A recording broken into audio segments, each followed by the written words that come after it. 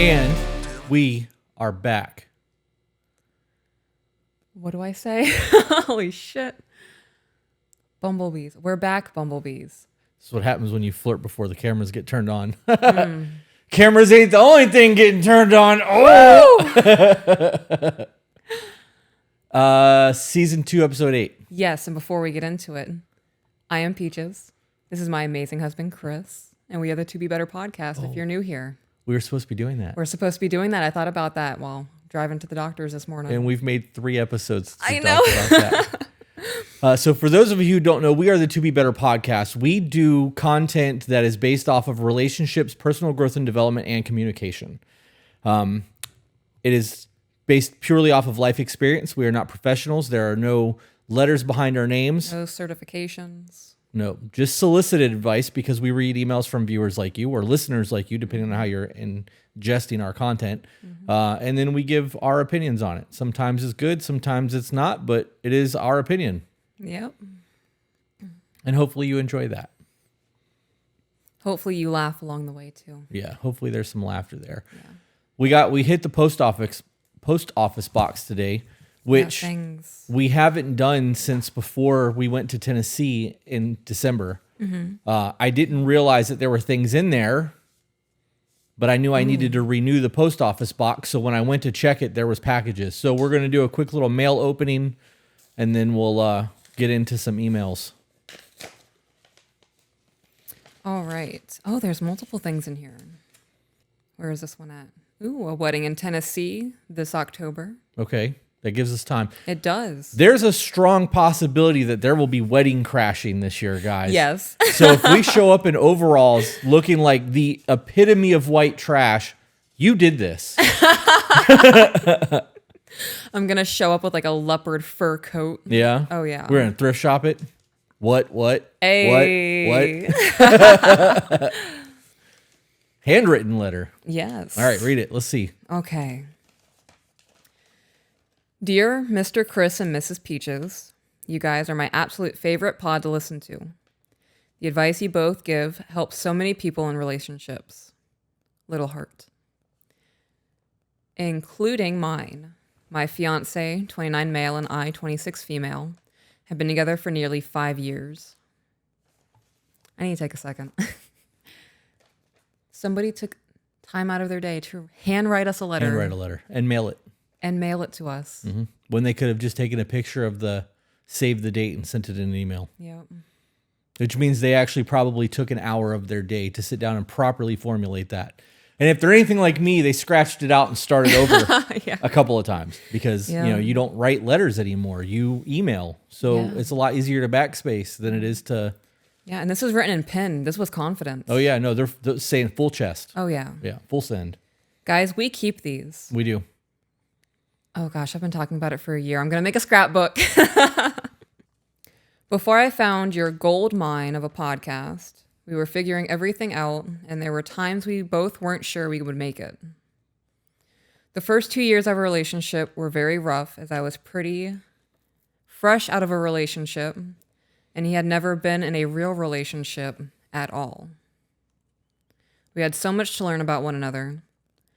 I have always been in my masculine energy, as I have never felt my men were a protector. When our relationship got really bad and we were drinking and fighting constantly, I finally took a step back and thought this is what always happens with every relationship.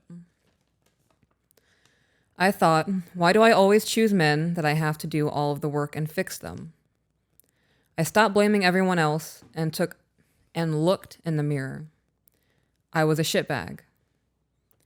I always started the fights, and usually only when I was drinking. I was a miserable person and wanted him to be as miserable as I was. I love that you're honest about that. Right? This is a lot of accountability. It really is. That statement, though, we say it all the time that misery loves company. That's just such a true statement that people have always heard.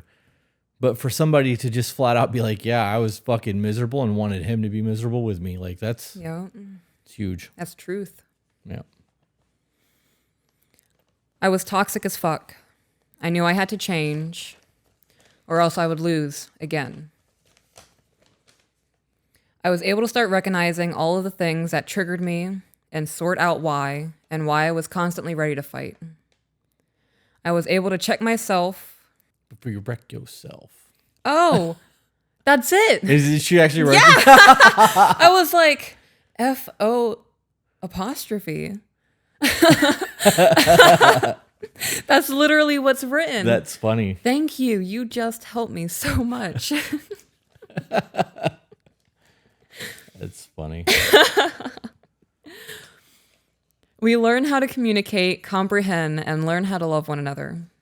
He is my best friend. We accomplished so much and broke through our toxicity. When I found you guys, I listened and listened every single day, and everything you both have said validated what we went through to get to where we are now. I'm sorry, guys. I have such a hard time reading handwriting sometimes. You can tell that she listened, like actively listened, because a lot of the things that she's saying back to us are things that we've repeated over the last year. Yeah. You can tell it's become an internal checkbox for them. Right. In communication. We hear you guys. I send your pod to everyone. There is something in it for every single person. I know you guys get tons of letters, emails, invites, etc. But we would love to have you both at our non-traditional wedding. Ooh. There will be a badass food truck. Uh-oh. Oh, I'm kind of sold. And it's in Tennessee on a Friday. Also, it's in Tennessee. Fantastic. Which is our home away from home. I completely understand if you guys cannot come. Thank you for everything you guys do. Sincerely, the future carries.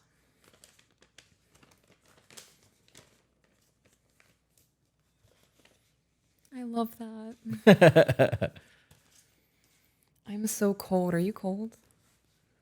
Put on the hoodie. I'm shivering. And sweats. Oh, I wanted to look cute for you. I wasn't thinking of what's the word?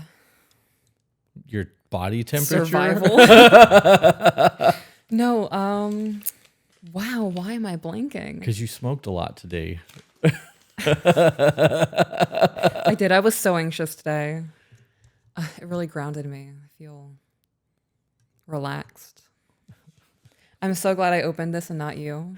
Me too, because I saw the glitter as soon as you opened it. I love it. Look at it. Yeah. So sparkly. Another handwritten. It is another handwritten. There's pictures. Oh, a picture.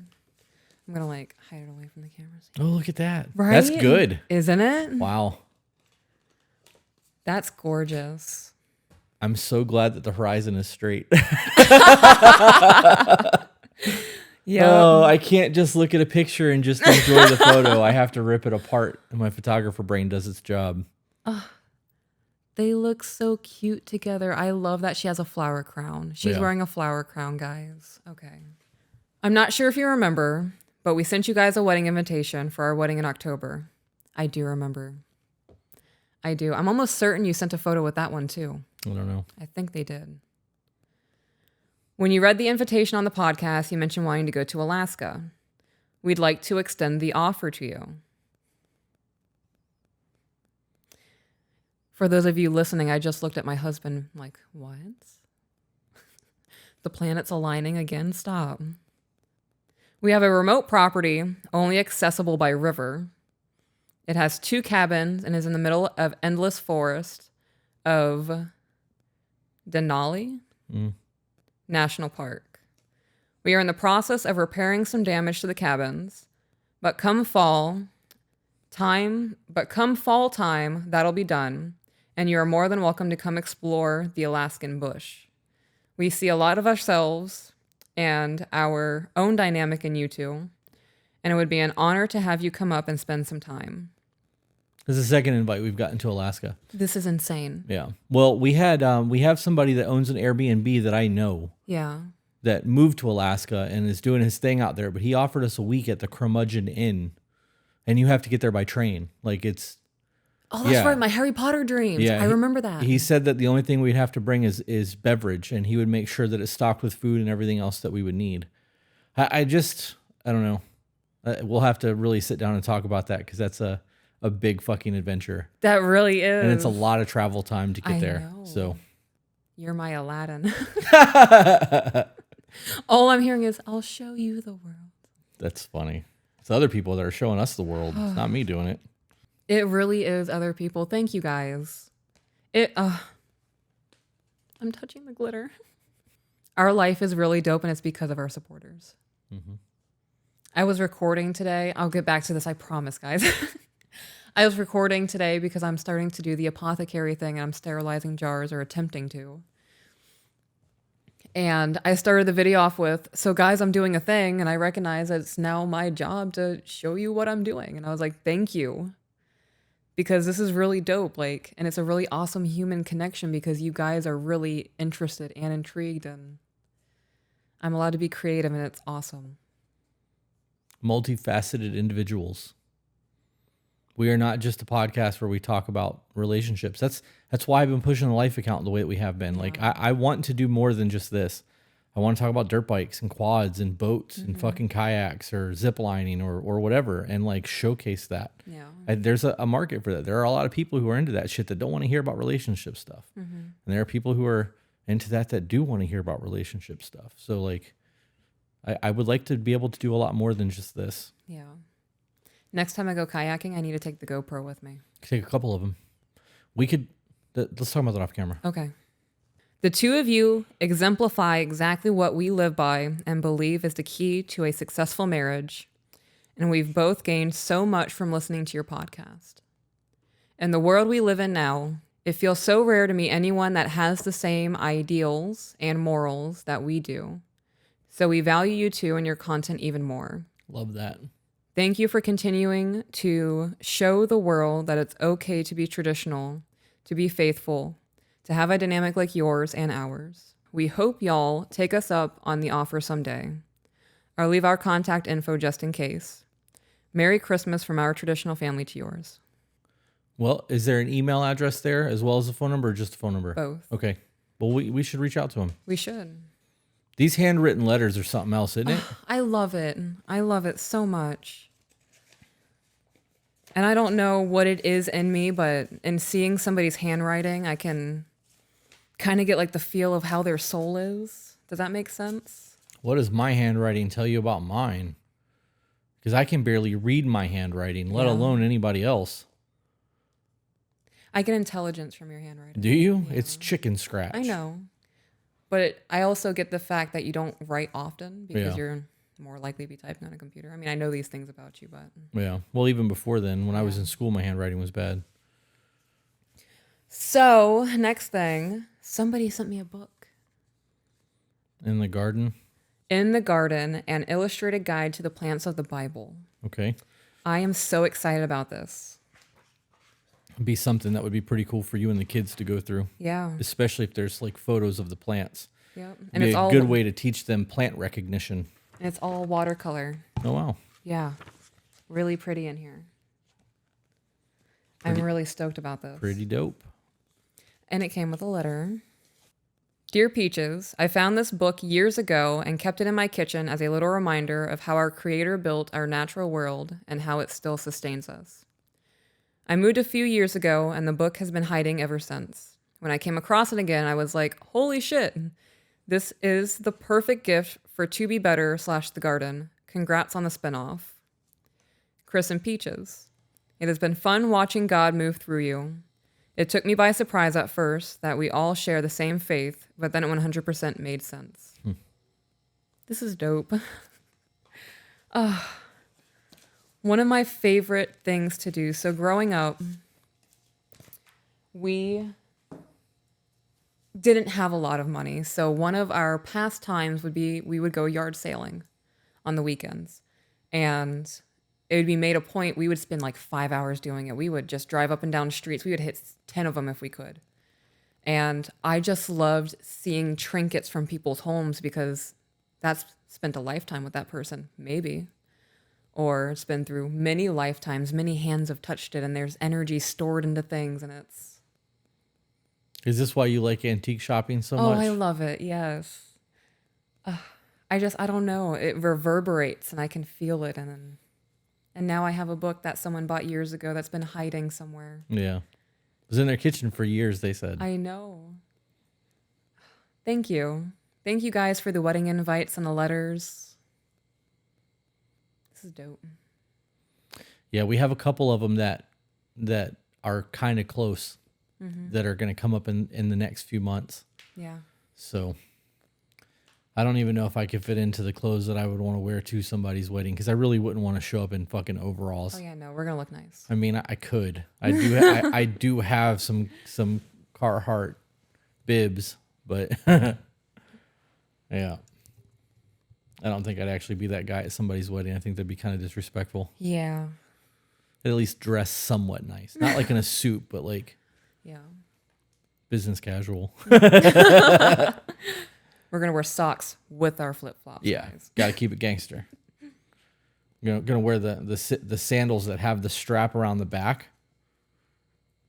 Oh yeah, 4-wheel mode, but for the sandal. Yeah, got to make sure you don't get stuck in the Florida sand.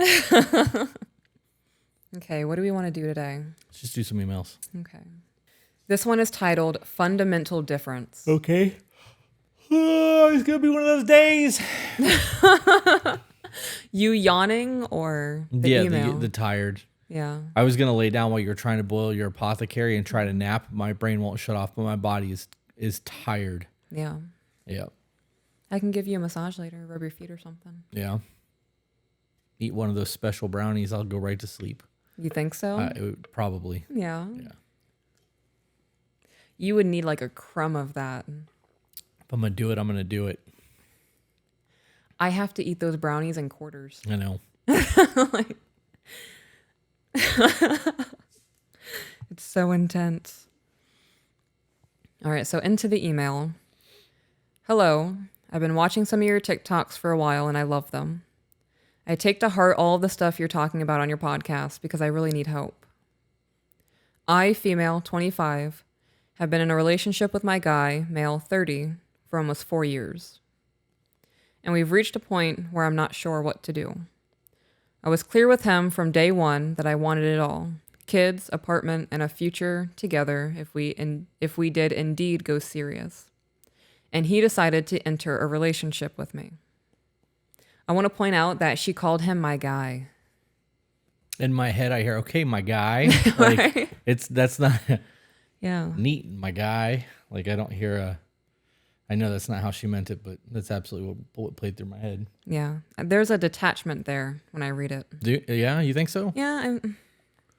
I don't know. In a relationship of 4 years, my boyfriend, my fiance, my man. I guess it is just the way that I'm reading it, my perspective.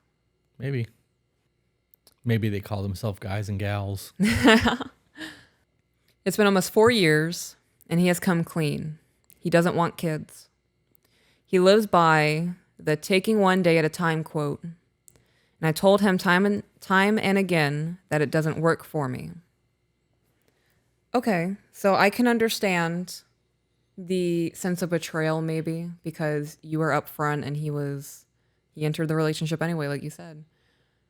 You just said, though, that you've said it time and again that doesn't work for you, the taking one day at a time. So for 4 years, you have been like, I don't like this, but I'm staying anyway. There's hopium. Yeah. Do you know who Teal Swan is? I think we've talked about her. We might have done a reaction video to her. She was doing a seminar and she looked at the audience and said, ladies, when a guy tells you that he is literally only with you because of sex, believe him. Yeah. In the back of your mind, up front, you can be like, oh yeah, no, me too. But in the back of your mind, you're already thinking about long-term relationships, saying, I love you, when's to say it. That's because women hold an attachment to sex on an emotional level that men do not. Right. But my point in saying that was, like, even though you didn't like he lives by that and he wants that, you stayed anyway. Just the way that he has. And maybe one day she won't want kids. Or maybe one day he might. Yeah. If he's living one day at a time, maybe the kids just aren't in the future right now and nobody knows what the future holds and he doesn't want to speak in definites. Mm-hmm. The issue that I see in this is that she's wasted 4 years of her life with somebody who's not on the same page. Right. Right. And like, this is why those questions we lay out during the courting phase are so fucking important. Mm-hmm. We should sit down and create a list of questions. Okay. And put that on the website because we have the check-ins, we have the kids' check-ins, and we have our reading list. We should do a courting phase questionnaire that people can take out on like a first date for fun and like grill somebody. It would be, no different than playing Cards Against Humanity because you have no idea how bad this is going to go. I mean, I would be honest. That would kind of break the ice for me. Yeah. If I was like, hold on. Yeah. With a legal document. First date, you're like, we're going to play 20 questions and I love answering questions. Put me on the spot to start thinking about things. You got to give me 15 minutes. Yeah. Like if I have to ask you questions, what's your favorite color? You believe in aliens? Right. So, yeah, I think as somebody with social anxiety, that would be a pretty dope thing to have. Back into the email? Yep. Okay. He is kind and sweet, and he has never given me a reason not to trust him. He has never raised a hand my way, and he is the very first decent, real, and non-violent relationship I've been in. But we're just not on the same page. All right, so we're in agreement. Fantastic.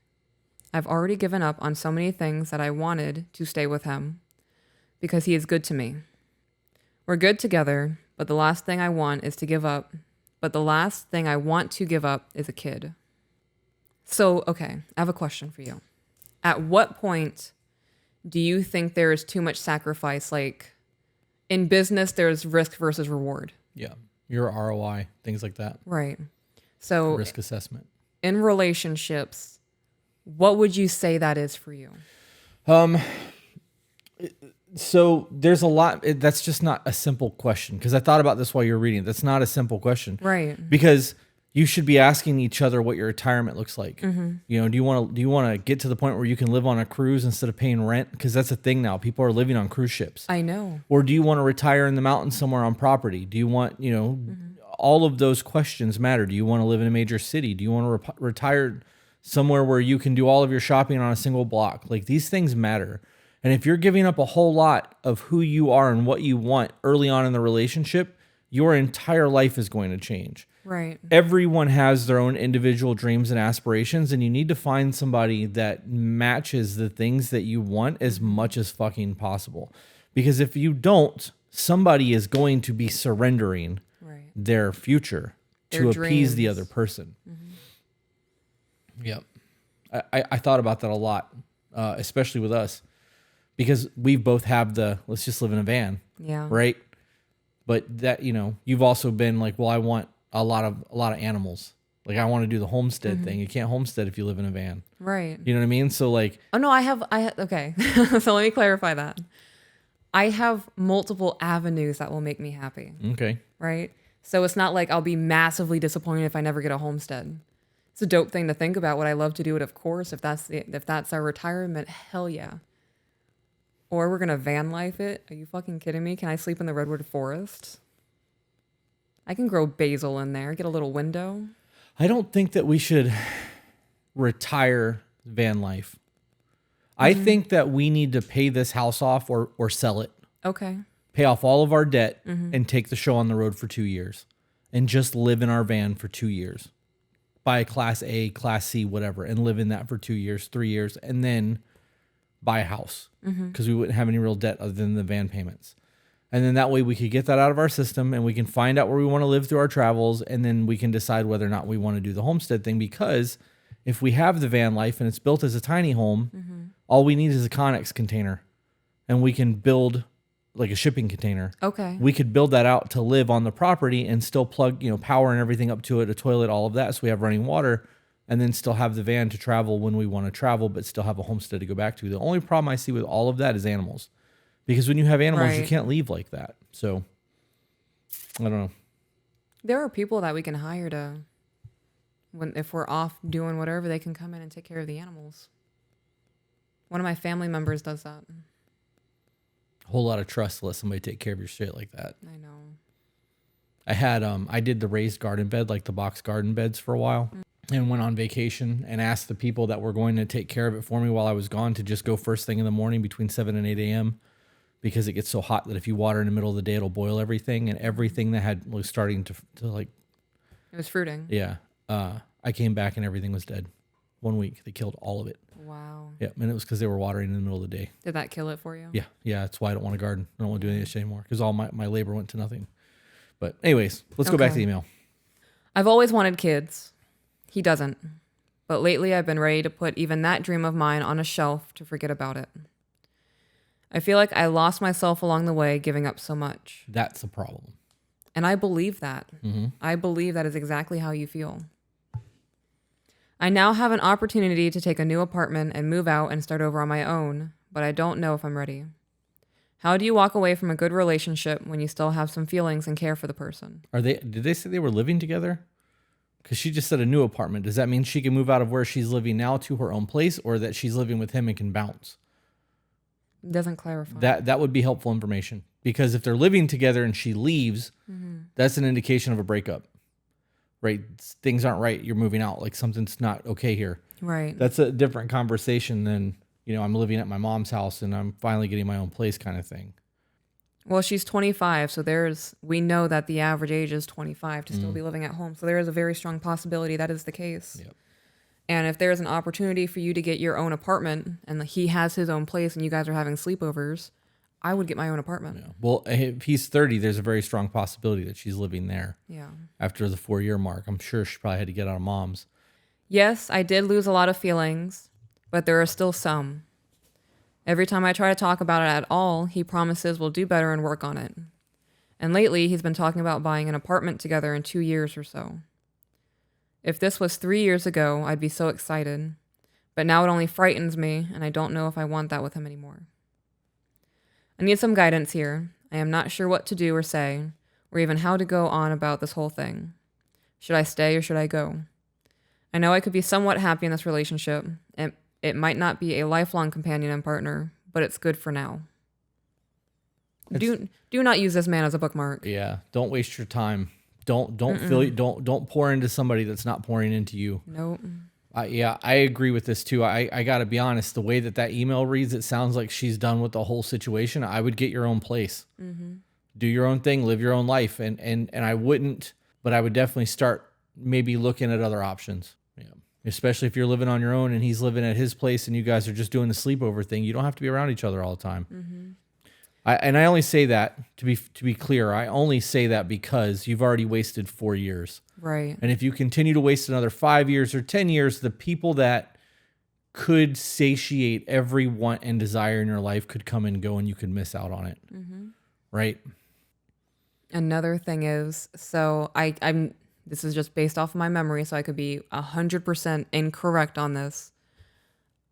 I think I read somewhere that right now miscarriages are at an all-time high in young women in the first pregnancy. Like it's always been a common thing in the first trimester. In the first trimester, it's always been a common thing. But it's increasing now, the amount of women who it's happening to. You don't want to wait until you're in your late 30s, early 40s and go, no, I really do want to have a kid. And now, on top of everybody's health being fucked up, you're already at an increased risk of the pregnancy not working out or having complications or birth defects, all of these kinds of things. Kids is a big life choice. Yeah. Whether to have them or not to have them. You don't want to be on your deathbed going, I really should have had kids. I'm sorry to dump this all on you, but I really don't have a lot of friends to go to, and I don't feel like dumping this on them. Hope to hear from you soon. Love, the helpless Norwegian girl. Yeah, I think that you should probably sever ties and just go on about your life. Yeah. But I really think that when it comes down to it, if you feel like you are giving up too much of who you are now, it's not going to get any better. You are changing who you are as a person to serve someone else. And what's going to happen is you are going to become a shell of a person. And all the wants and desires that you've had your entire life, when you're on your deathbed, you're going to regret not having all of those things because we all have those dreams that we want to fulfill in life. And if you're wasting your time with somebody that doesn't want the same things as you and somebody comes along that matches all of those things, you're going to have to end your relationship abruptly to try to start something with someone new. And then what happens with the baggage that you're bringing in because you didn't take the time to like get over the relationship and like process things before getting on to the next thing. I would bounce and I would go get my apartment and I would start living my life and thriving and rediscovering who I am. Right. Because 4 years is a good chunk of change. Mm-hmm. Next email. Yes. Am I doing this right?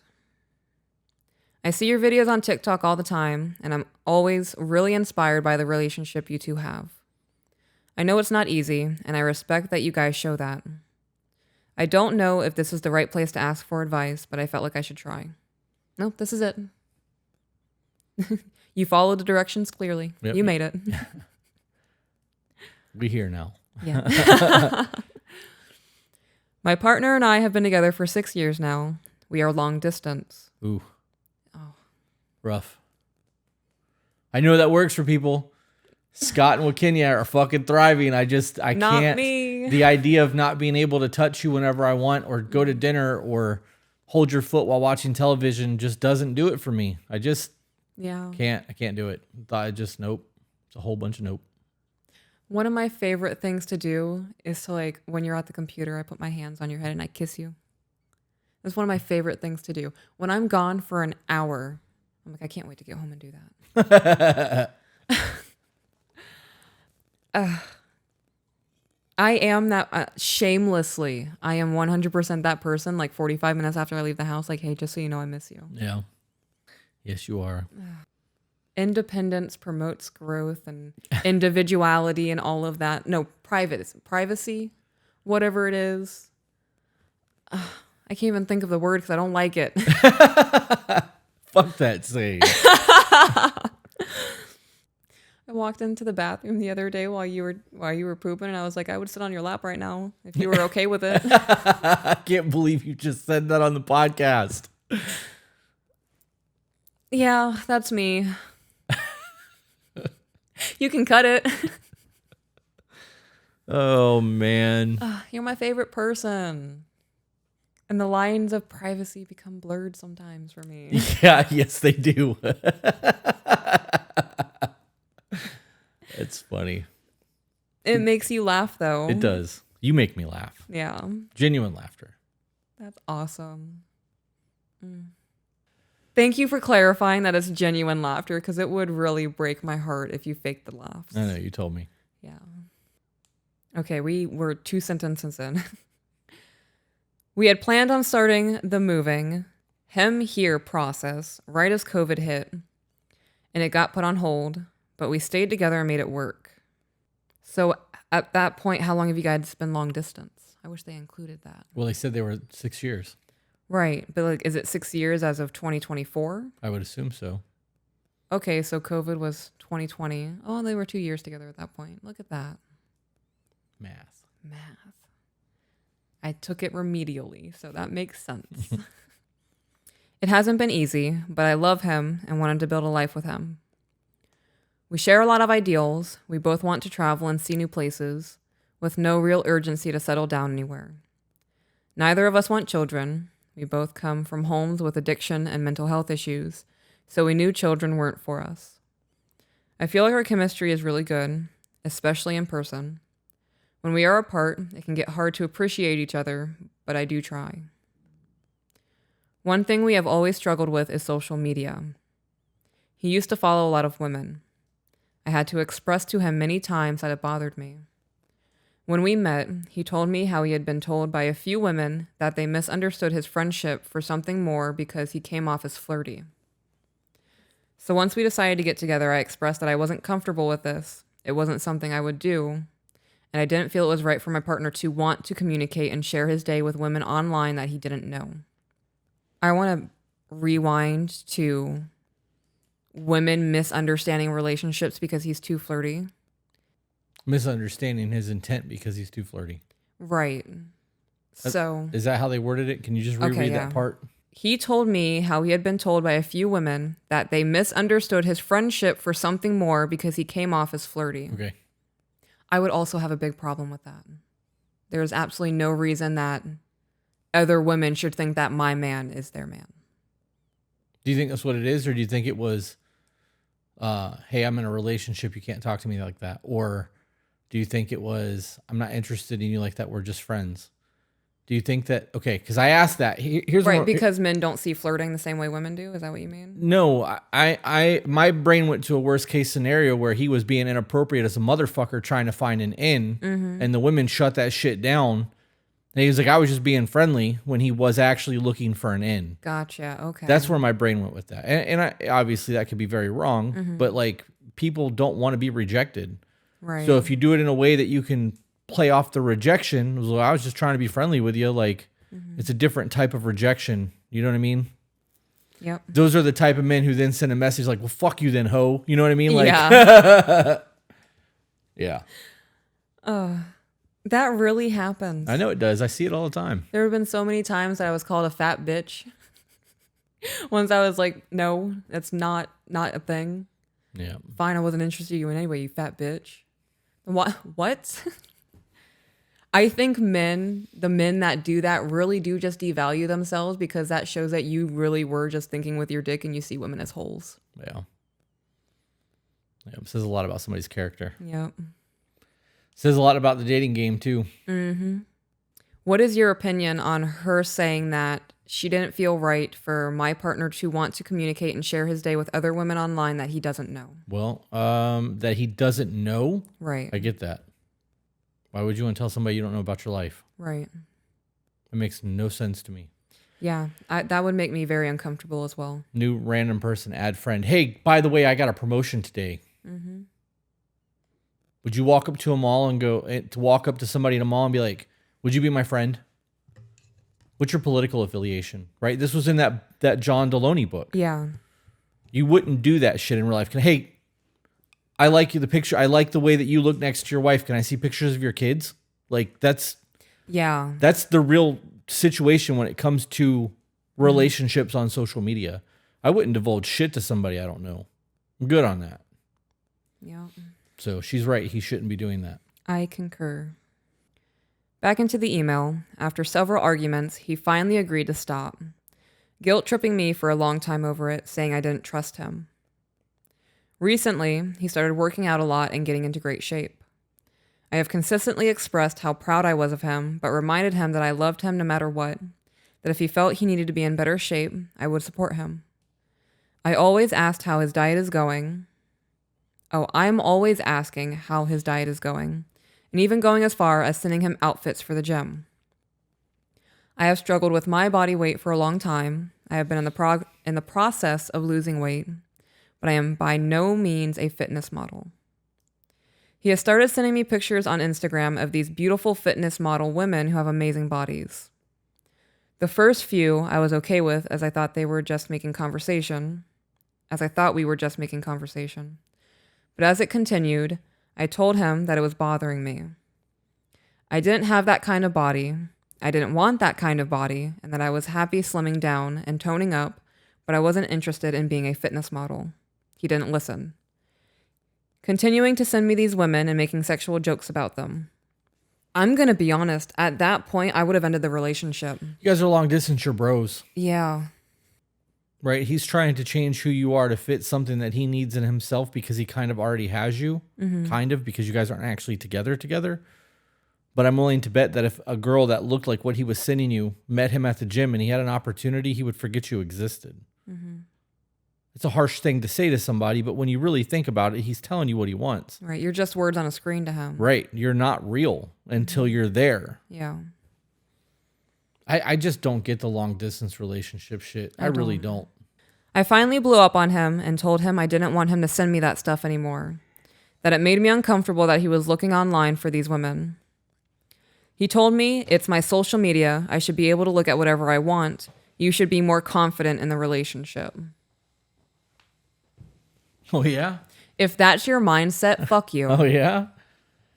Let me sow seeds of doubt in you and then tell you that you're crazy and insecure? Is that what we're doing now, guys? That's really what he's doing, yeah. I would leave him. Do you remember when we got emails about simple things? Like we had an argument last night and here are the things that were said and how do we approach this conversation? And yeah. We did that live reading on Sunday night with that Zoom call. And afterwards I got into the Discord and I was like, I really have a hard time telling people to leave. Like I don't want to be that guy that's just like, end your relationship. This isn't working, right? Because that's not what we do. We problem solve. However, there are a lot of times, well, not a lot, there are times where I just don't see that as a possibility, right? And like the last email, that situation sounds unsuccessful to me. Right. You're not married. You're not living together. Like, you have an opportunity to go and fucking really thrive in life. You should take that shit. This is a long distance relationship where dude is playing fucking head games. Psychological warfare. Right. And you don't even live in the same area. Why are you investing your energy into somebody who's fucking manipulating you and playing head games like this? Why? So we are both into lifting weights, and like powerlifting and strongman has been a huge part of my entire life. When we started all of this, I was in really decent shape until I tore my pec, and then I got to become a chunky monkey, right? I'm husky now. We shared things. Like I would buy you leggings and shit from fitness influencers. But the more we talked about life and the more like in tune our relationship got, I stopped following all of that shit. Like, I have to Google things to buy you now. It's not being sold to me on TikTok or Instagram because I don't need to see that shit constantly. What do you mean by that shit? I don't need to see girls showing their ass trying to sell product or trying to sell themselves to get somebody to buy something from them or to make it ad revenue, right? I understand all of it now way more than I ever did. Right. But to me, you're selling sex to sell the product. I know that I'm a huge Seth Feroce fan, right? Axe and Sledge. And what's the hardworking motherfucker shirt that I have? It's Axe and Sledge is the supplement line. What's the clothing line? Why can't I think of the clothing line? He has his own clothing line, regardless of whatever it's called. I can't think of it right now. Black Norvale? Nope, that's Rob Bailey's shit. Okay. They were also fitness people at one point. That was how Dana still is. But anyways, so Seth Feroce has his own clothing line too. And I am a fan of that, right? I don't look like Seth Feroce. So me buying his shirt or his flannels and putting them on to look like he looks, wrong. Nah, bro. Father figure. It's not a dad bod. It's a father figure. So stupid. I love it. It's so accurate. You're so hot. I'm so tired. I'm having like giddy moments. Yeah. I know that I'm not going to look like that. So when I buy those clothes to support his brand, I'm doing it because I like something that it says, knowing that I'm not going to look like Seth Feroce. When women buy those workout pants because they see a fitness influencer wearing them, they think they're going to look like that. You're not. Right? So there's a false advertisement in that because you're selling your physique to sell the clothes. Yeah. And I brought all of that up because our social media presence, ironically enough, has changed the way that we social media. Yes. You know, I got rid of all my Instagrams. Well, I made my personal Instagram private, but I haven't logged into it in probably 7 months. We created the To Be Better podcast account on Instagram. Since we created that account, I haven't logged into any of my accounts other than my photography account to post pictures, like photos, photography. I haven't even logged into the Simple Images account in like a year. Is that even did we delete that? Is that even a thing still? I forgot about that. Right, because we don't care about that shit anymore. It's become a job for us to to social media. Right. Yeah. But so people get into fitness, right? And then they start following bodybuilders, men and women, because they're learning new gym techniques, they're learning diet tricks, they're watching people pose, they're giving themselves a visual of what they want to achieve. And that's the whole point of that. The problem with that is when you fantasize about reaching those goals and having that body and having that woman, everything else becomes very unrealistic. Bodybuilding is a very selfish sport and it's very narcissistic. You know, when we first got together, I got into bodybuilding.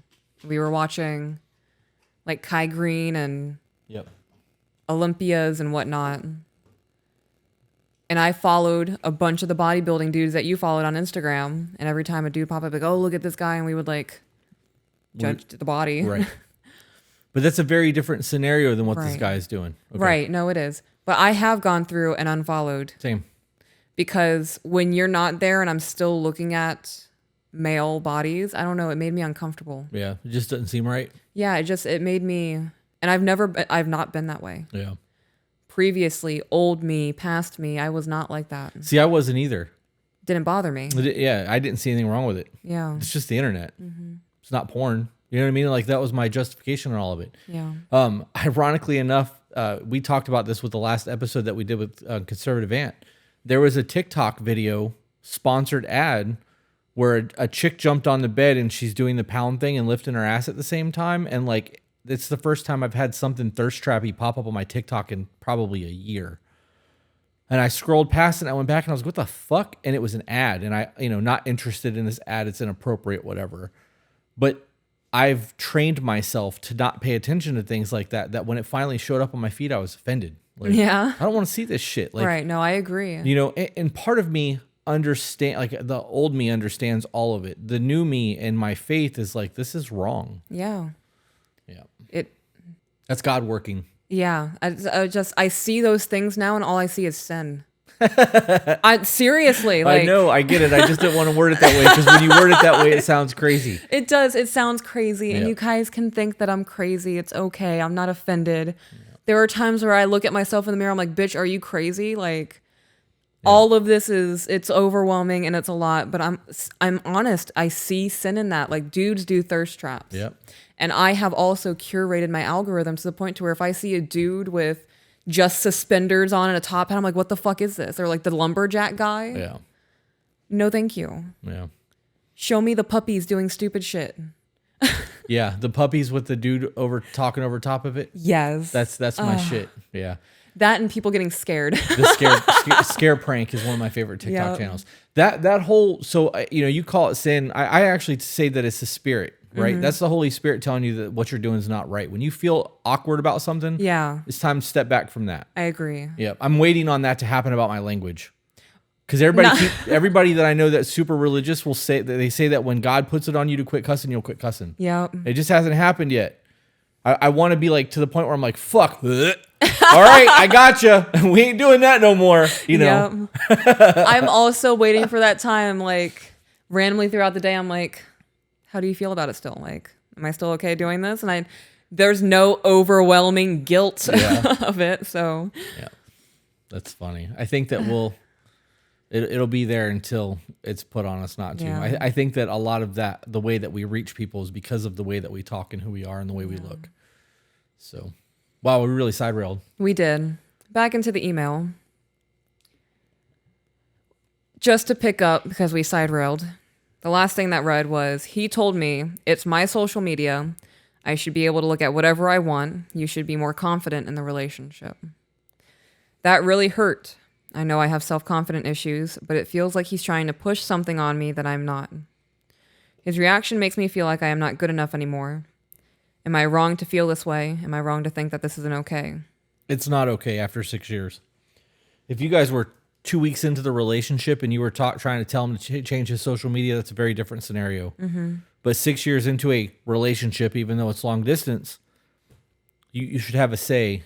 Like, right. Hey, this makes me feel fucked up. I don't appreciate that. Can we maybe not do that anymore? Right. Yeah. I wouldn't tolerate that. How would you deal with that, though? If you're 3 weeks into a relationship and the guy that you're talking to is super thirst trap fucking heavy on the internet. I would have a conversation. Right, but you can't make him change that. Like, right, he doesn't owe that to you. He doesn't. That conversation would let me know that that is one of his priorities, and I'm good on that. I release you back to the wilds. I would move on. No hard feelings. Thank you for being honest with me. Would you expect a man to change? No. 3 weeks in? No. So what I'm hearing from you is that you guys need to find people who have better quality of character. Mm-hmm. Right? If you're... So... Oh, man, that's a tough one, though, because if you're only 3 weeks into a courting phase, why would somebody give up all of that? You don't know if it's going to work yet. Like, right. Changing who you are as a person to possibly placate somebody else's wants and desires is not going to guarantee that you're going to get that. And if you've curated a social media that you enjoy being on and you're getting a dopamine response, why would you change that? The other side of that And this is the important part of this.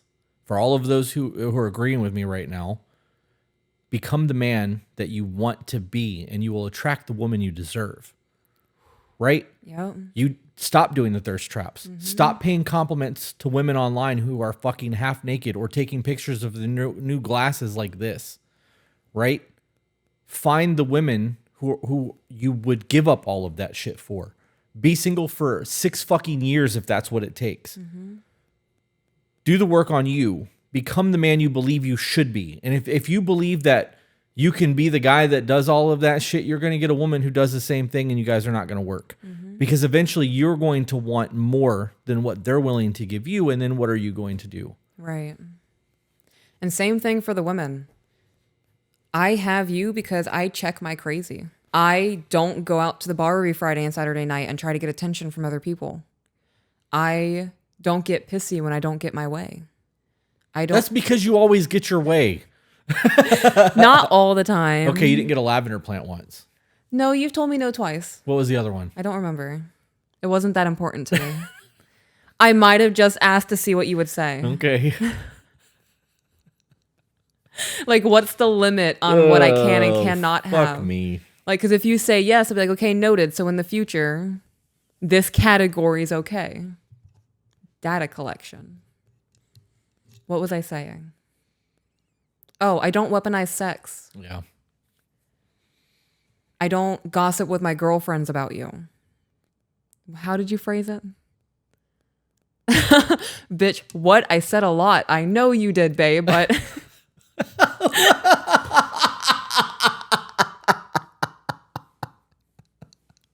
Was that my face? It was. That's fucking funny, dude. I don't even know what you're asking me. I know. How did I phrase what? Because you said a lot. Oh, man. What was it? I can't believe people listen to us.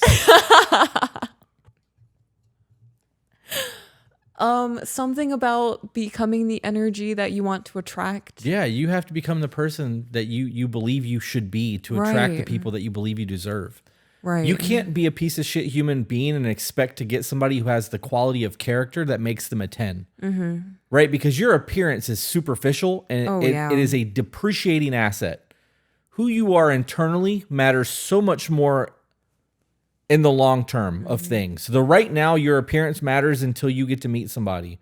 And if like, to me, you're a 10, right? And you check all of my boxes. Full disclosure. But if I met you feeling the way that I feel, and you hadn't checked all those boxes off, and you opened your mouth and you were an idiot, you being a 10 became a 2. I don't want to live my life with somebody that can't have a conversation or can't fucking laugh at fart jokes with me. And like, our personalities have to align. And I need to know that, like, as I'm growing, you're willing to grow too. That's why we can have the book conversations where I'm like, I'm reading this book. You're like, okay, I'm gonna read this book too. And then we have conversations about it. Like, our growth is dependent of each other, not independent from each other. Right. Does that make sense? Did that come out properly? Yes. To me, it did. I understand. I want to become more. Yeah. I know that I'm not shit in life. Mm-hmm. So like, if I get one more rung up on this ladder, I'm going to reach down and be like, come on, babe, let's go. This is how I got here.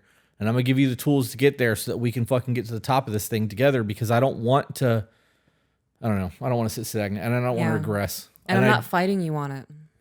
Right. That's another one, ladies. Don't fight. If it's beneficial towards the relationship, okay, let me preface with, if you believe that there is a right or a wrong in your relationship, you're already wrong. Right? So now, if there's something going on in the relationship and your husband or your boyfriend comes to you and says, look, this might be a solution, and you feel that that solution makes you wrong and you fight it because of that, you're fucking up. Yeah. Yeah, because at that point, you're making it personal. Right. Instead of trying to grow. Mm-hmm. But that comes down to the I and you statements. Yeah. And it also comes down to making your person feel like they have to oblige or cater to you. Mm-hmm. And in a relationship, it doesn't work that way. And I'm not going to say it's 50-50, because it's not, but you are living your existence with another person who has their own perceived reality. Mm-hmm. your realities are not always going to fucking look the same. Yeah. It's just not. You're going to have different data than I do. We're going to make different opinions because of it. I don't know how we got to this part of the conversation. I don't know either. Next email? Was that the end of that one? Yeah. Are we on the consensus that she should probably move on? Yes, I would 100%. Why? Give me 3 bullet points of why you think she should move on. Because she said at the bottom of that, she knows that she is self-conscious. Okay. She doesn't have a lot of self-confidence. So he is aware of that, and he's using that against her to manipulate her. Okay, so manipulation. Yes. The mindset of it's my social medias, I can look at whatever I want to look at. It's not how that works if you want to commit yourself to somebody long term. Okay. So lack of commitment. Right. And I would say that this might just be me, but there's like a superiority complex taste in my mouth where like he's getting fit, he's getting in shape. So now he is better than her because she is not on his caliber. And I think in sending her the women that he finds attractive who are super fit and getting to his level, I don't know. It's just icky. Okay. High horsey to me. So your first 2 were my first 2. Okay. My last one is the long distance. Okay. I think that if you can find somebody local to spend your life with, why wouldn't you do that? Mm-hmm. Or even within an hour. Like long distance is long distance. Mm-hmm. This is my personal bias. Like I can't do that. I think that if you had somebody that you could go to the gym with and live that life with and diet with and, talk about social media and go on dates with, all of that insecurity shit would change because you're living your life with this person instead of against them. Without them. Yeah. Next email.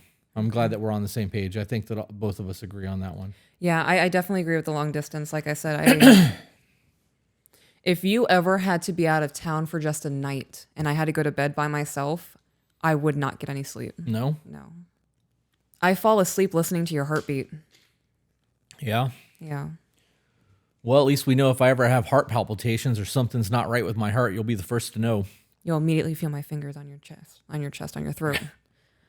Checking that aorta. Aortas are down here. What? Yeah. Jugular. Yeah. I panicked because you talked about you fucking up. Your body short-circuiting. That's funny. All right. Next email. Yep. Newly married. Uh-oh. And you're writing emails. That's scary. Hopefully this is a good one. We'll see. Good morning, guys.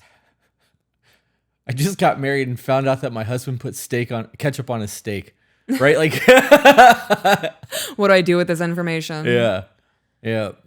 That's funny. Stupid. Sorry, guys. I'm tired. It's gonna be like that apparently.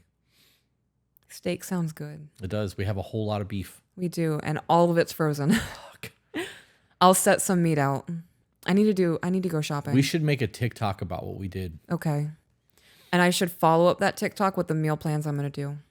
That would be gangster. Right? 2-part series, part 1, part 2. Teamwork, bitch. Oh, I love us. Instead of ending that, oh man. Instead of ending that in my mind with a high five, we ended it with you slapping my ass. It works. It's way cooler than a high five. I enjoy that way more than a high five. Go team. Yeah. Yes. Way better than a high five. Hell yeah. Back into the email. I first want to say as a man, I love hearing from you guys on a daily basis, either on TikTok, YouTube, or podcasts. I truly enjoy seeing you guys grow and be an amazing couple. It helps me to finally get engaged and implement things because you guys are real down-to-earth people and I can relate to each of your struggles. Is this coming from a dude? This is coming from a dude. She overcooks the steak. That's why he uses the ketchup.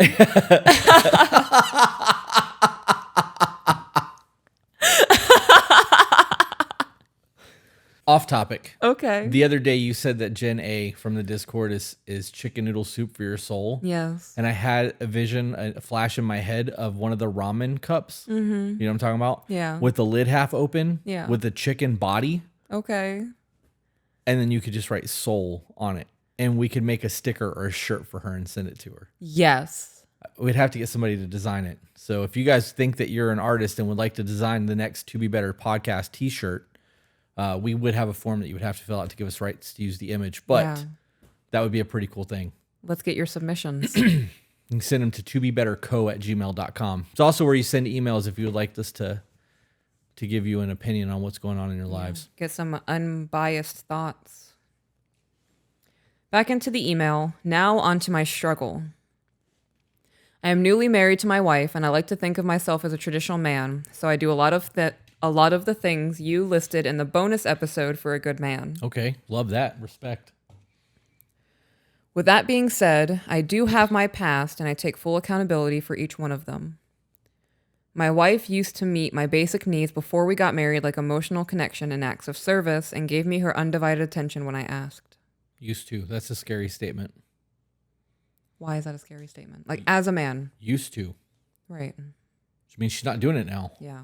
That's a scary statement. If you and I were in the courting phase dating and you were my fiance and you were checking all the boxes and meeting all the needs and we got married and that stopped and I was like, she used to be perfect for me. Mm-hmm. What are the emotions that come with that? I just committed my soul and my life to somebody who wasn't who I thought they were. Sadness, depression, misery. When I express my concerns, I get met with excuses, which I do not like excuses. Like, this is just the way I am. Oh, she catfished you. We don't have any meaningful conversations. I don't get any emotion from her, and when I try, I get an attitude. That attitude triggers me, and we end up in an argument because I try to have a healthy conversation. And when that isn't met, I revert back, and that healthiness goes out the window. So, I am not saying that this gentleman has borderline personality disorder. I am just saying that people with borderline personality disorder, if they are continuously re-traumatized, their mental health will continue in the toxic cycle. Right. Some people are just going to match energy, though. Why am I trying to better myself if she's not willing to do the same thing? Right. But if he says the attitude triggers him. Right. So if it is truly triggering him and it's putting him back into a fight or flight mode, like this will never get better. Wonder how long they were together and how long she met all of those needs before changing who she was. Oh, that's a good question. This falls into the argument where women are like, I'm not going to do wife shit until I'm actually a wife. Yeah. Most of you wouldn't do it even if you were a wife. Yeah. You don't even want the marriage. You want the ceremony and the photos to post on Instagram. You want the status. They don't even want that. They want the experience of a wedding to say that they're a wife without actually having to be a fucking wife.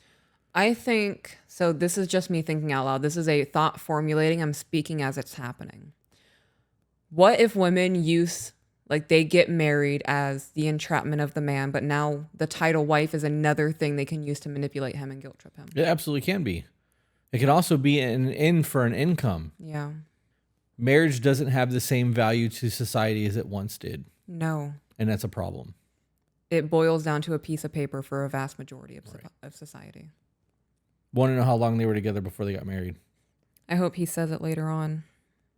Another thing that is really bothersome to me is that she is constantly on her phone when we are together, and I'm trying to spend quality time with her to get that intimacy with her. When I say something, it's a problem. She'll put it down, and literally 2 minutes later, it's back in her hands and right back on Facebook or TikTok. So as a woman, from my perspective, she is using that as escapism because she's not happy in the relationship. Yep. I'm also very curious how he delivers that. As a woman, from my perspective, right? That is me assuming. No, I agree. Yeah. And not as a woman, I agree. Yeah. Maybe the connection's just not there. Look, this comes down to how. So my question is how did he deliver that? Hey, you're on your phone. I would like to spend some quality time with you. Why don't you make a date where you leave the phones in the console of your car? Right. We did that with the men's group, chapter 2 of the men's group. Like, guys, we're doing dates with no technology. Leave the phones in the fucking car and go reconnect with your person. Was this a problem in the beginning? Or was she infatuated with you still? Have you guys been together for a year and now you're married and all the rose-colored glasses are coming off and she realizes she doesn't really like who you are, but you were able to provide something for her that gave her a better life, so she used you as a level up. Now you're married. 2 years from now, you're going to be divorced and she'll be getting that alimony money and she don't have to worry about shit because you didn't get a prenup. All assumptions. Yeah. It's all hypotheticals. Annulments can happen. Quick enough. Quick enough, right. So if that really is a concern with the annulment, there is no responsibility of alimony or sustaining a lifestyle.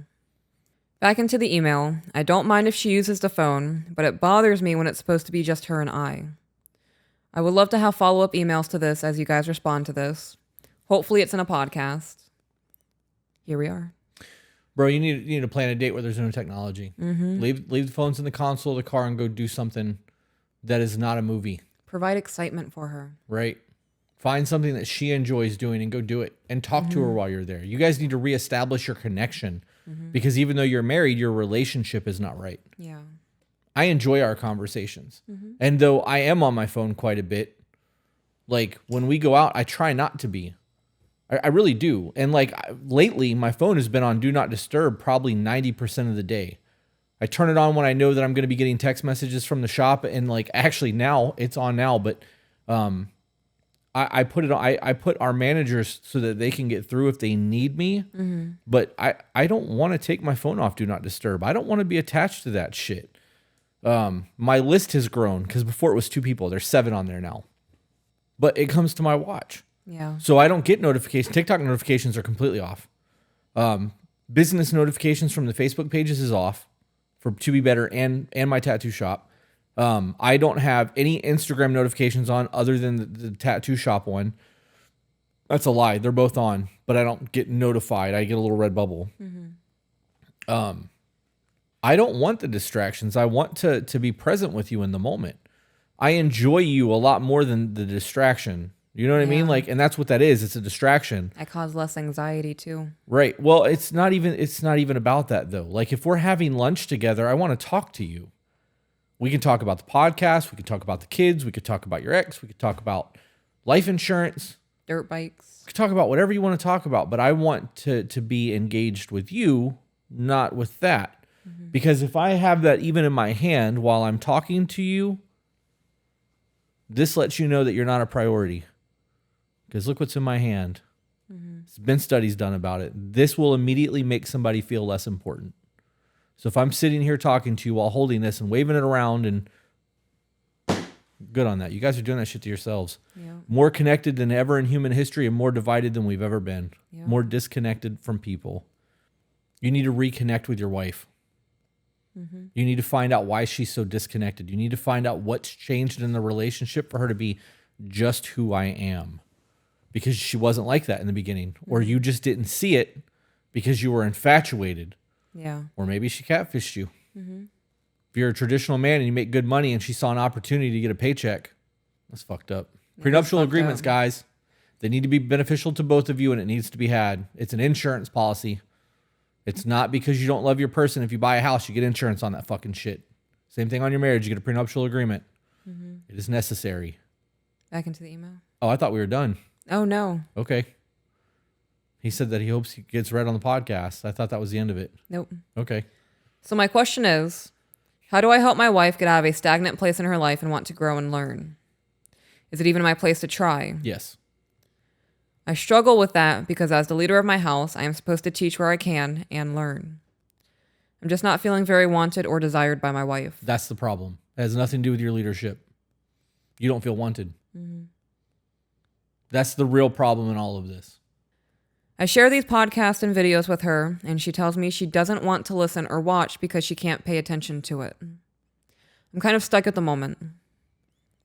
As you guys review this and talk about it, I will be sure to write another email or any other correspondence to help you guys fill in the gaps, and I hope that this content will not only help me, but help others who listen to you. What can I do to better myself, my situation, and my marriage? So she can watch other TikToks. But she can't watch. But she can't watch our TikToks. Yeah. I think that we force people to have a sort of reflection, either self-reflection or relationship-wise, that they just don't want to deal with because it either hurts or it makes them angry. Right. Chris, as I hear you speak and your mindset on things, I have never heard anyone have the same mindset of myself. So hearing that means a lot to me. Hearing how you are and how you process your traumas and your past is utterly amazing to me. Man to man, you inspire me to be better every single day with my relationship with my wife, my kids, and my businesses. So truly thank you. You're welcome. And that means a lot to me. That's very good to hear. We talked in the stories episode about how I need to hear that shit every once in a while. So thank you for that.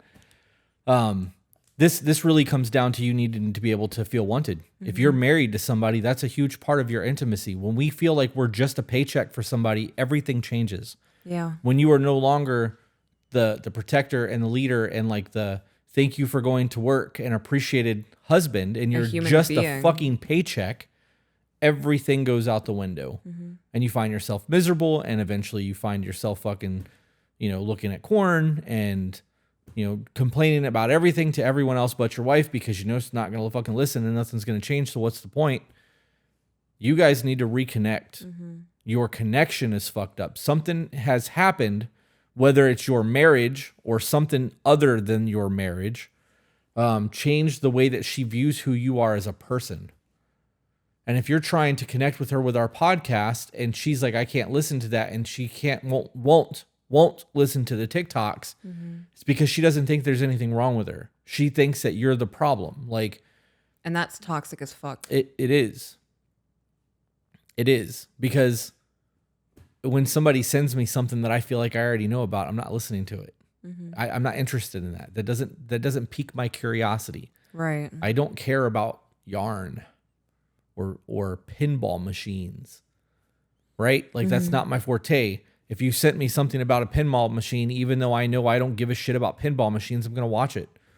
There's a request. There's a request for a connection there. There's something about that you want to talk to me about or connect with me on, even though you know that I'm not into that. So I'm going to give that 30 seconds or 2 minutes, because I give 2 minutes to a whole lot worse than a TikTok every day. Yeah. You know what I mean? Like, the request of connection from your person is fucking... It matters. Like, that's your reality. How are you going to bond and connect if you're not willing to listen to the things that interest them? Mm-hmm. You guys need to reestablish your connection and your bond. And that's going to come from deep conversations, and the technology needs to be put away when it happens. Yeah. Start the check-ins. Start the check-ins. You've listened to the podcast from the beginning, obviously, because you know about the gentleman video. Right. Also, just curious, did you still serve in the military? I did not. I'm a military brat. My father was in Vietnam. My grandfather was in Vietnam and Korea. I believe my dad's dad was also military. My uncle was in the Navy. My generation of men did not serve. If I would have gotten the option of prison or military, I would have taken the military. But when you get charges, it's a lot harder to get in now than it was before. Mm-hmm. So I don't know why everybody thinks that I serve. Probably because I'm a huge supporter of military and veterans. Well, he says why. Oh. I ask because some of your lingo are things that I heard, and I speak because of my service. Yeah. I am very connected in those groups. Almost every one of my close friends are veterans. When you run in those circles, the verbiage, your verbiage will match. Like, mm-hmm. you pick up things. You start to pick up the way other people speak when you are a part of those circles. So yeah. I need to eat. Like, my stomach's growling. I can't not focus on it. All right, guys. So we just did a quick dinner. We're going to read one more email, and then we're going to wrap this up. So this email is titled Needing Some Insight. Okay. Hello. I've watched you guys for a little while now and love hearing both of your views on things. And because of that, I'm hoping you can provide some insight on some things I have been struggling with. Okay. My husband and I have been married for 11 years, together for 12 and a half. We met when we were 17, got married at 19, and had our first child at 20. We now have an 8-year-old and a 2-year-old. When we were younger, and I stayed home with our first two, I was in charge of maintaining the home, meals, paying bills on time, doctor's appointments, etc. So she ran the house and he made the money. Right. Respect. Though there were times I needed help doing these things, I felt like it was the least I could do since he went to work and I stayed home with our kids. I chose to put my wants and goals on the back burner in order to support him in his growth career-wise, which I was happy to do, especially because at the time, we could not afford childcare even if I did work. However, after a lot of shitty times, my husband decided it was time to join the military when our girls were 3 and 1.5. I was supportive of this because I knew it was something he always wanted to do, and it would provide more stability for our family. For the next 6 years, I immersed myself into the military lifestyle.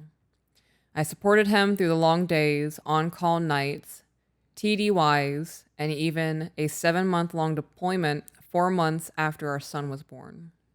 Over the years, I have told my husband that my goal was to never be a stay-at-home mom. Sure, I love spending time with my kids, but I grew up with a mother who was dependent on my stepfather, even though he was abusive to her and me. And I never want to feel like I can't survive without a man. Okay, let's pause for a minute. Okay. Is your husband abusive to you in any way, shape, or form? Right. Because if he is, that's a problem. Mm-hmm. If he's not, the way your mother was treated by her husband has nothing to do with you and your marriage. It doesn't. Right? And if he's shown you that he's a proper provider and he has taken care of you this entire time, I don't understand why that's a problem. Right. Also, why... Like, are you preparing for your husband to leave you at some point? Right. Or are you preparing to leave him? Yeah. Like, you got to make sure you got your own little money now so that you can, just in case, like... Right. It sounds like an exit strategy to me. And even if that's not the case, say you're worried about him passing away, do you guys not have... Retirement funds and right. shit? Yeah. Well, she would get military pension. Right. Or military benefits. She would get money for that. Right. Assuming he's still military.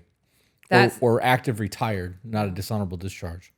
That sounds like imposing trauma onto the relationship. Yes, it absolutely is. Bringing baggage that is not his into your marriage. Yeah. It's a different conversation to say that I just don't want to be a stay-at-home mom. Right. I was good with that. Right. I want to work. I feel more fulfilled as a mother and a wife when I'm able to contribute however way. Back into the email. Mm-hmm. I have finished my associate's degree and halfway through my bachelor's, doing school online full-time and working full-time with special needs kids. I started working several months ago again because I wasn't getting any help with household tasks or our kids. So I thought if I went back to work, it would warrant me getting help. That sounds counterproductive and adding unnecessary stress. Yeah, it does. The saying that she assumed that her going back to work would warrant extra help. Yeah. That's an assumption. Mm-hmm. Yeah. How about, babe, I realize that this entire time, last 10 years of our life, I have handled everything in the house. And you've helped out here and there, but I'm doing the school thing now. I need a little bit of extra help. Can we sit down and negotiate a chore list? What are the things that you hate doing the most? Scrubbing the toilet. I can do that, no problem. Right. My job, scrub toilet. What's one thing that you hate doing most, babe? I don't know, cutting the grass. So I'll cut the grass, right? You guys have the things that you hate the most. Figure out how to make that list and then have your chore list. It's a whole lot easier than assuming somebody's going to do some shit just because you went back to work. It's also important to remember the underline in all of this is that she does want to go back to work. So her getting a job had nothing to do with household duties. She doesn't want to be a dependent on somebody else. She said that before she got into all of this. Right. Well, that hasn't happened. I still do school full-time, work full-time, but I'm still doing the cleaning, laundry, the cooking, meal planning, grocery orders, doctor's appointments, bill management, and coordinating care for our 3 kids. I'm gonna say it. You did this to yourself. Yeah, there needs to be some sort of communication. Yeah. If you really thought that going back to work was going to warrant him helping you around the house, like, was that even a conversation between you guys? Or did you just go, I'm gonna get a job? I hope he helps because of this. Right. Is he not present with the children at all? That's a good question. Back into the email. And recently, our oldest was diagnosed with Asperger's and has a lot of trouble with school. I have been the only one to have back and forth communication with the teachers, doctor's appointments, finding therapists for her, and so on. In my personal opinion, I do believe that one parent should be in charge of all of that. I agree. When you have 2 parents trying to coordinate doctor's appointments and scheduling things, and that's how mishap happened. That is how 2 appointments get scheduled in one day, and now you have to decide which one's more important for the child. There are apps that, like, on your phone that could help with that, like the Cozy app or two homes or 2 houses or whatever it's called. That could make that a little easier. But you're right. But there needs to be a backup plan, like a list. A physical list, like here's all the doctor's informations. These are the people that we deal with just so that you have it in case of an emergency. Yeah. Nothing wrong with having redundancy set up. Right. As a mom, so I do majority of the doctor's appointments with the children. Sometimes their biological father will take them when I am unavailable, but 9 times out of the 10, I'm the one who goes because I like having the information. Right. And I know that I will ask questions that may be an afterthought for the other parent, right? And that's normal. That's okay. Moms pay attention to things differently than dads do and vice versa. I'm a control freak in that aspect. 100%. Yeah. So if I feel like I'm missing information or I'm like, you should have asked this question, it wasn't asked. Well, now it's going to be a whole hubbubaloo and whatnot. Our other daughter also has a learning disability and requires more communication with the school. And I now drive her to tutoring 1 to 2 times a week to help her get to where she needs to be. I have had more conversations than I can count with my husband. Some where I'm completely breaking down, asking for help, and telling him what I need help with. And he says all of the right things in the moment. Things are good for a few weeks, then right back to where they were. So when things start to fall apart, are you giving gentle reminders? Right, or is it just a shitty attitude? Right. Yeah. Or not saying anything at all and letting it go until you got to cry again. Mm-hmm. Instead of just going, hey, babe, you said that you would take care of this. Yeah. Oh, you're right. I'll go get that, you know? Mm-hmm. This comes down to a lived life experience, though. They've got almost a decade together, right? 12 and a half years. 12 years. 12 and a half years. So for this entire time, you've handled all that shit.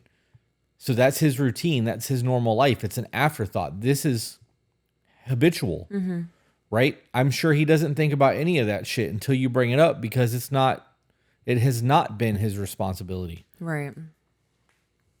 Not saying that he shouldn't do those things, but you should be able to give him gentle reminders and have a little bit of grace and patience. Yeah. Hey, I noticed this didn't get done. I really need you to take care of that and wait and see if he takes care of it. Give him the opportunity to correct it before you get mad. You know what I mean? Like, yeah. Gentle reminders aren't a bad thing. No, they're not. They're not. I need them a lot. Yeah. I have a whole lot of other shit going on. The last thing that I'm thinking about is the fact that we have to go somewhere or what we're having for dinner. Right. I got to be honest, a lot of the time, if you weren't like, what do you want to eat? I probably wouldn't eat. Because at some point, I know you're going to be like, hey, are you hungry? I'm like, yeah. Mm-hmm. So unless I'm like, starving, I won't even bring that shit up. Like, have other things that take my attention that matters more than feeding myself most of the time. I like that. It's my responsibility to feed you. Yeah. Yeah. I feel like I'm fulfilling a wifely duty in that. I wonder where the communication breakdown is happening. That's a good question. We don't go on any dates. And if we do, I have been the one to plan them. We have sex maybe once a week and no other affection in between. He wants me to quit working, but then says if I want to do things like get a tattoo or go on a weekend trip with my sister-in-law, I have to save the money I earn for things like that. Well, if you're not working, how do you earn? So now let's have that conversation. So if she's not working, how does she earn? If they have like allotted spending for the week, like he gets $300, she gets $300 for whatever miscellaneous thing they want after bills. That could be what he means. You need to start putting that $300 aside if that's what you want to do, because we don't have the funds for you to. It makes sense. Dilly-dally. There's definitely a lack of intimacy there. Mm-hmm. It sounds like the sex shit there is just obligatory, or just to clear the system kind of thing. Yeah. And if I do take time to do something for myself, oftentimes I come home and he's frustrated with me for having to stay home with our kids. Because he's not used to being the parent. Mm-hmm. That's a problem. It is. I've come to a point recently that I'm starting to heavily question if I want to continue being in this marriage. I have grown resentful and feel like life won't be significantly different if I did leave the relationship than it is right now, other than financial freedom. He does work hard, and he is the breadwinner. I've always told him that and acknowledged that and appreciated it, but I'd rather have the marriage I want than money. But I can't help but feel resentful that if it weren't for me doing my part and raising our kids and staying home for so long, he wouldn't have been able to progress in his career as quickly. And now I am asking for support for my growth. I feel like it's pulling teeth. I have thought about leaving. I have been looking at apartments and what kind of money I need to make a loan to make it on my own and still help support our kids. But I always feel guilty or like it's not the right time. And help support our kids. So she's willing to give up her kids. Did that read that way to you? And help support our kids? You would think automatically my brain goes to she's taking the 3 kids when she leaves. Right. So my brain is like, okay, you're going to give up what little bit of help you have financially to do everything that you're currently doing and take the kids away from their father because you guys can't figure shit out. Right. So now, because of the way she worded that, does that mean she's going to leave the 3 kids with dad and she's just going to bounce? Right, get her own place and start focusing on her. I have seen TikToks of women talking about doing that. Right. I'm not judging. I'm trying to understand. Yeah. Because 3 kids in alimony will make up a whole lot of money when that divorce happens. And I'm sure that, that's been a factor for her, because it's a factor for most women when getting a divorce, especially when there's kids involved. But the only thing that's going to change is you're not going to have as much money. You're not going to have the man that you've devoted 12 years of your life with, because you guys can't figure out how to make things work. You can have a new marriage with the same person. Right. You just have to find the root of the issue. Right. And you have to stay on top of change. You think change is easy? Look how hard it is to quit smoking or to quit cursing. You know what I mean? Or to get into a weight loss routine. How hard is it to stick to your fucking diet? Oh, I hate it. Right? Change sucks. Yeah. And you slip. And you do really good for a little while, and you're like, well, that one Heath bar is not going to be the end of the world. And then it's the Heath bar. And then, well, I already cheated a little bit today, so maybe I'll get a brownie with my dinner. And then you get a brownie with dinner. And tomorrow you wake up and you start the day off good, and you get your healthy breakfast in and your protein shake, and you're like, well, Five Guys sounds real fucking good. And then 2 days later, there's no diet left. You're eating all the same shit you were eating 3 weeks ago because you fell off. This is no different. If you want to implement change, you have to stay on top of the things that you're trying to change. It needs to be recognized. It needs to be appraised. And when things fall off, it needs to be a gentle reminder to get back on that wagon. Yeah. If the relationship didn't start off this way and he has not been this man the whole time, there was a catalyst for it. Yeah. Well, he has been this man the whole time, though, because he's been working this entire time and taking care of her, because they couldn't afford daycare when they were having kids in the beginning. No, I mean the lack of intimacy and yeah. all of that, not having date nights unless she plans it. Sounds like he's complacent in that aspect of things. Don't have to chase it if I know I got it kind of mindset. It sucks. That's the roommate phase, though. You know what I mean? This is our life and we're just going to be together forever. So why do I really need to put any effort? She's not really putting any effort in. I'm sure that he views the situation the same way.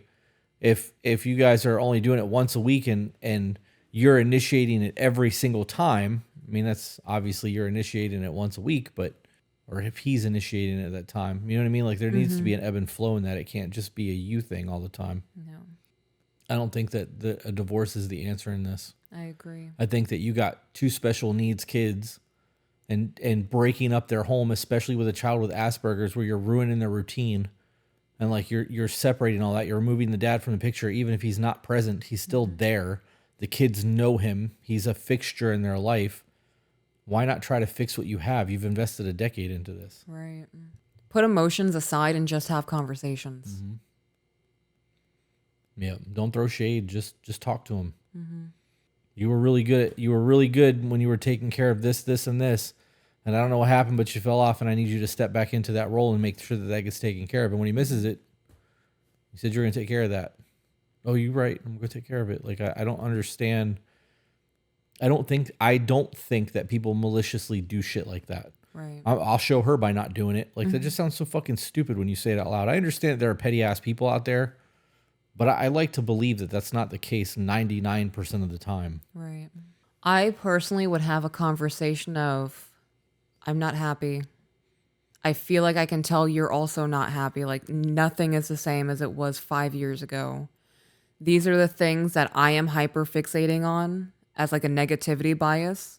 In return, is there anything you've noticed that I no longer do as your wife? Are there things that I now do that I've never done and you're like, what is happening? All right. Check-ins would be a good way to do that. Yeah.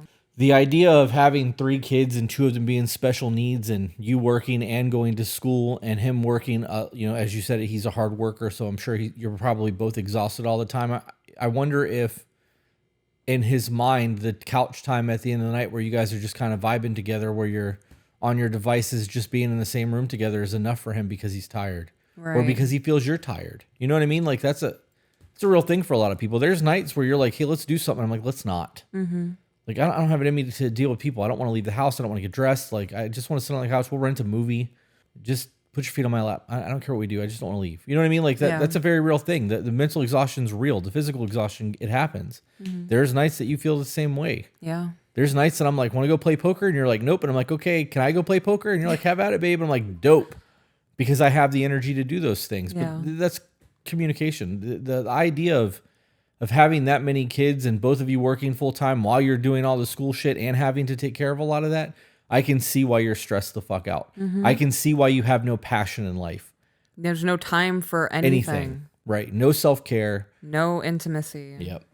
And when you're tired and you're fucking like truly tired and you've got 45 minutes on the couch while you're playing on your phone, if you guys aren't touching each other, there's no intimacy there either. And physical touch matters. Like it is a bond. I will drag you across that fucking couch if you don't put your feet in my lap. and I have. You have, yeah. Because we don't have to talk to each other. We don't have to be engaged in the same thing. You could watch something on your phone with your headphone in because you do that quite a bit, and I'll watch TV. Or I'll read a book. And we'll sit there and I'll hold your foot and we'll have 45 minutes of dead fucking silence. And you'll fall asleep and you'll twitch and I'll feel it. And I'll go, you ready for bed, babe? And you'll be like, yep. And we'll go in there and you'll lay on me and I'll watch TV for another 3 or 4 hours. And then we fall asleep. I don't feel a lack of intimacy in our life, even on those days. Yeah. Like I'm still, I know that we have a super close fucking bond. You guys have to figure out what's going to make that intimacy meter start to move the needle again, because it sounds like y'all are both depleted as shit. I would recommend implementing check-ins. Yeah. And if he's not on board with check-ins and is just blasé and continues to give that nonchalant attitude, I would say, look, I am looking at apartments for myself. This is how desperate I am becoming. Like I feel like a caged animal, and now I'm looking for any out I can get. Would you really go that far? This is my last ditch effort to make things work with us. And this is not me telling you to make you feel bad or to create an argument between us. I don't know what the fuck to do anymore. This isn't what I want. I don't feel good looking at apartments. I feel guilty as shit doing it. And I always close it out and I ask myself, what the fuck am I doing? But I'm doing it. Yeah. Okay, see, that's a little different. Yeah. That last part changes the feeling that I got from that conversation. Okay. I do agree that it's a last ditch effort conversation. It needs to be what we're doing is not working, and I don't want this to fail, but I feel like it's failing. And it needs to be stated as such. Yeah. This is not a successful marriage. I'm not fucking happy. Yeah. You're clearly not happy. We either need to fix this or maybe we need to really start thinking about the future. I mean, that might be enough. It's a shitty way to put it. It is. I don't like that divorce is on the table, especially with 3 kids. Yeah. I think that you guys should be working through your shit. And I think that if you wait until it gets to be a really big mound of shit that you got to work through, it's going to be a whole lot harder than just staying on top of things as they go. I need you to take care of dinner, dishes, and laundry tonight when you get home. Text them at 4:00. Hey, don't forget tonight's your night for dinner, dishes, and laundry. 6:00 rolls around. If you're not home yet because you're at school, babe, did you take care of dinner, dishes, and laundry? You did. I love you. Thank you. You didn't. Please make sure that that's taken care of. You know, people are going to be like, well, that's mothering. Shouldn't have to stay on top of them like that. So would you rather not have it done? Or would you rather help your person find and establish a new routine? This is perspective. That's perspective. It is perspective. That is 100% the way you look at the situation. Your attitude will dictate your life. Your life will not dictate your attitude. I don't ever look at a reminder as a bad thing. It's not, I can't believe I have to fucking tell her again. It's just not, it's not how it doesn't work for me. Like we are coexisting in life. Right. Why make things harder for the person you have to live with? Right. Because you're hurting yourself. Right. Could you imagine not wanting to send those reminder texts? No. And like having that frustration, like I can't believe I have to tell him to do this. Right? It takes too much energy. It's not even that. Like it just feels like you don't like your person, because in the beginning that wouldn't be a thing. Like when you're in love, you would have no problem doing that for your person. Yeah. If I was like, prime example, we did a YouTube poll on episode 206, and I was like, remind me later. And you set an alarm, and while I was at the accountant, I got a text message. And when I got in the car, I made the poll and edited into the episode what the results were. And What were the results? 93% of the people said that they would watch out of like 107 people who voted at that point. Right, but what day? Saturday at 2. Okay. So, I could have swore we had that conversation. No. Maybe you weren't in the kitchen. I thought you were in the kitchen. I said it out loud. You might not have been in the kitchen. Then again, I also think that you can hear me everywhere in this house, and I know you can't. But I can hear you talking from every room. I just can't make it out. Yeah. It sounds like Charlie Brown's mom from another room. Mm-hmm. You know what I mean? Yeah. But I know you're talking to me, which will normally make me get up and go figure out what you're trying to say because I can't hear. I'm I'm partially deaf in one ear, so right. Hard of hearing, I should say. I don't envy this situation, but I also don't think this is the end of the world. Yeah, me either. I think there's a lot of pent up emotion and probably a lot of anxiety because of the pent up emotion and the thoughts that are cycling. Yeah, I would just have conversations. I know that it would be very hard to like schedule in therapy or counseling while you're already stretched fucking thin. So if you can do the check-ins, that would be dope. If you can't, I get it. We have something going right now with BetterHelp. If you use To Be Better as like the code word, was it betterhelp.com/to-be-better, and it gives you 10% off, and you get. Oh, I don't recall. Yeah, I don't know either. It was an advertising thing that we did for them, but that might be an option to get like an online therapist, so you can do it at your schedule versus trying to leave the house and spend that extra 45 minutes of commute time. Right. But that might be an answer for you guys. You may need that.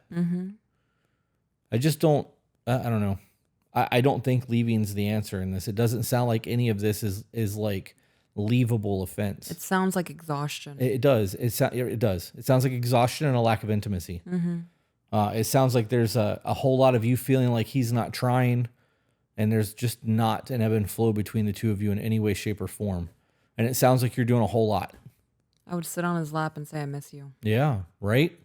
If you're having conversations with him and he says all the right things, as you put it, and makes changes, but doesn't hold on to it long term, he is listening. He is telling you that he'll try. He does try. He just falls short. Does that sound like somebody who doesn't love you anymore and doesn't want it? Because like he could tell you to get fucked. Right, and he's trying multiple times. Right. I think the conversation would have to be like, you do really good in the weeks that you're on it. Like after we talk about things, you're on your fucking game. Right. And I think we can both acknowledge that after like 2 to 3 weeks, you kind of start slipping. So what can I do to help establish this routine for us? Talk about it. Right. That's what she needs No, to have. that's what I'm saying. That would be my answer. If you came to me and said that, I'd be like, talk about it. If you need me to do the dishes and you see me do the dishes, come up behind me, put your hands around his big old belly and tell me you love me. You know what I mean? Like, tell me it's sexy when I'm doing the dishes. Because you're giving me positive reinforcement. It's no different than giving a dog a treat. Right. There's a reward center there. Everyone has a reward center in their brain. That's why we have addiction. Right. Feed the addiction. Make him feel good for doing things for you, instead of waiting until he falls off and then bitching at him. Right. I don't think you should leave your husband. I agree. I think that you guys need to really sit down and figure your shit out, though. You need to reconnect. Seems to be the theme. Yeah. Yep, this might have to be the episode. Reconnect. With that being said, guys, remember you are the authors of your own life. So grab a pen. And we will see you on the next one. Bye, guys.